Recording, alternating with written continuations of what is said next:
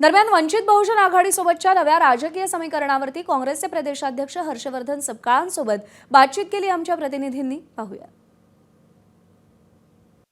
काँग्रेस प्रदेशाध्यक्ष हर्षवर्धन सपकाळ आपल्यासोबत आहेत.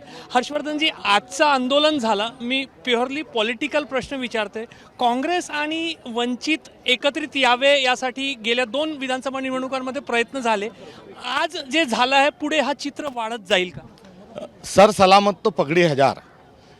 नरेंद्र मोदी ज्या पद्धतीने देशाचा कारभार हाकत आहेत आणि त्याच पद्धतीने त्यांचाच कित्ता हा देवेंद्र फडणवीस गिरवत आहेत. त्यामुळे राजकारणाला अजून वेळ आहे. तुर्तास देश आणि महाराष्ट्र वाचवण्याची आवश्यकता आहे आणि त्या अनुषंगानं आजचा हा मोर्चा या ठिकाणी काढण्यात आलेला होता. हे मी अत्यंत पॉलिटिकल याचं, कारण राजकारण काय तर राज्य टिकलं पाहिजे, राष्ट्र टिकलं पाहिजे, ती आजच्या याची भूमिका ही एकंदरीत होती.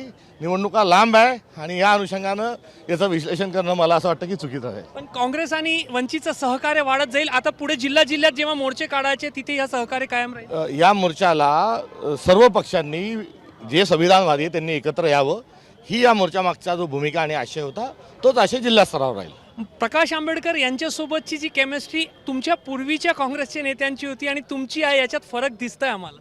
मला त्याची कल्पना नाही, मात्र संवाद आणि सौहार्दता हा भारतीयचा आणि काँग्रेसचा हा मूळ गाभा आहे. मी त्याचाच निर्वाह करण्याचा प्रयत्न करतोय. एबीपी माझा, उघडा डोळे बघा नीट.